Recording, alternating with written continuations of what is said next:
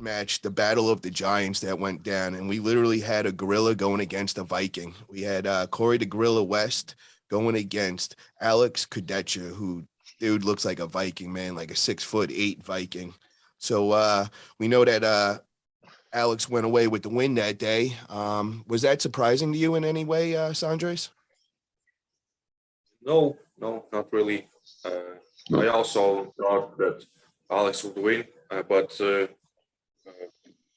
Corey did great. I thought Alex would do a lot easier, a lot better. Take the hand, drain Corey a little bit, and finish the matches. But that I think actually Corey got the first spin on Alex, but they called elbow foul or something like that. So yeah, it went how it went, but I didn't see any lane for Corey to beat Alex that day, even if he had got that first spin, and it would be like 3-1 in the end. Because with Alex to get him inside, you really have to have a lot of rotation in the hand, and supination as well. For Corey just to stand there and hold like this, it's not gonna work. Maybe for first couple of starts, but when you're holding your opponent, and he's just constantly working on your hand, opening you up, your hand is getting pretty tired very quickly. So Corey needed more rotation, more supination, more active wrist, active hand, and then he could have had better chances of taking that match. But Alex arm wrestles a little bit weird still, because he's kind of opening up too much and getting away from the table with his body as well. But that strength, that power is something else. And the top roll, there's very few people who can put something against Alex. So that's my take on the match. Lachlan, what was your take of the match? Yeah, just to extend on what Sandra said, I agree. I think Corey did much better than I thought he was going to do. It was nice to see Kurdecha. He was in fantastic shape. Like, he looked like he could have gone another couple rounds. But Corey, yeah, definitely surprised me in how well he held up. How well he held up Kurdecha. I would have liked to have seen Kurdecha staying tighter and looking to transition into a press. It's just not something that we see him do, and I think that's why he really gets opened up and extended in those positions. Yeah, wasn't surprised whatsoever. I did think it was going to be easier for Kurdecha, hence the surprise, and congratulations to Corey for really putting it to him. But I think with all the fouls and everything like that, Kurdecha was always going to win. He just looked like he was warming up. There were moments where Corey was full open mouth, heavy breathing, and Kurdecha's just breathing through his nose like, yeah, I can keep doing this all day. So, yeah, I think he's definitely someone in a couple of years that'll be able to take it to Lavon. He's certainly got the genetics to it. Like, he's huge. You see him in person, it's like, yeah, all right, I'm going to stay in my own weight class. Thanks. Jesus.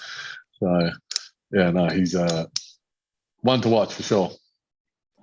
Well, one little note that's got to be thrown in there is, Lachlan, you have experience with this, is Corey lost his luggage on the way there. It never made it there. Oh, my.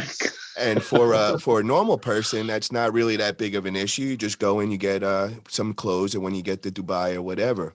But when you're a 440-pound gorilla, there's not too many clothes that fit you in Dubai. So, that definitely had to play a factor in it. And we also know, I bring this up because Lachlan, at my past event that we just did in Tulsa, Oklahoma, went through the same thing. His luggage never left Australia, and he didn't get it until a week later. So definitely something that is a big factor, and it could be a real pain in the ass for an athlete. So what I want to just say to everybody is it might be time to just bring on some carry-ons just in case. Yeah, man, my carry-on luggage has just gotten a little bit bigger. And that's another thing. It adds stress, man. It's like, where's my bag? Oh, are you kidding me? It's just like, it takes time away from you mentally having to think about that shit and call up. And, you saw me on the phone. It's like, I would have rather have not done that, obviously. But, these are all little things that contribute to an athlete's performance, is that outside world stress that we can't control. So, yeah, that's frustrating for sure. So, Sandris, who would we like to see Alex Kurdecha grip up next with? Hard to say. Who has he pulled? He pulled Hermes. What about Gennady? Has he pulled Gennady yet?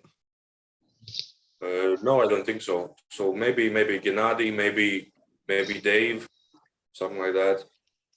Someone big and strong. Someone from that top 5, obviously.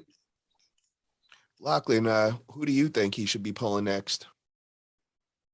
I'm wondering why Saban Bedeleska was just in no single conversation whatsoever. I know he's a maniac and he's very difficult to deal with, but I saw a video of he's talking about how he will be ready for Levan in 1 year. Yeah. Oh, I don't doubt it. The guy's nuts. Yeah. Like, he's insane.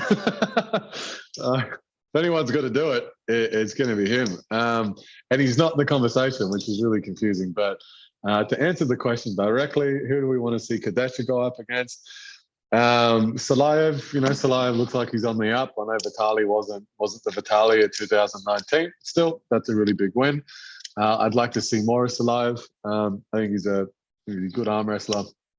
It's fun to watch. So either Salayev or Kavik Vinia. And where do we put Corey West up next? Where would we like to see him? Because we know this was his first true spotlight in the world stage. So we kind of now we know that he's below Alex. So who would we like to see him next, just to kind of size him up on the whole totem pole? Sandris. I would say someone who's also going inside, probably, where Corey can show his true skills and his potential. So maybe Quick Winnie as well. Maybe Dave. Who else is there? No, just someone who is very, very strong inside and who mostly uses inside pulling. Lachlan, who would you like to see Corey go up against next? My answer is a little bit more geographical. We want to see Corey really at his fullest potential. We need to eliminate a lot of travel and all that sort of stuff. So I'd like to see him match with Dave Chafee.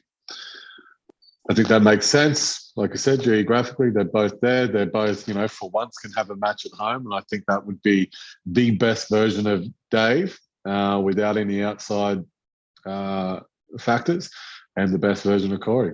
And I think if they both had at least a 3-month run-up to that, I think that would be an ideal match to watch that I would definitely pay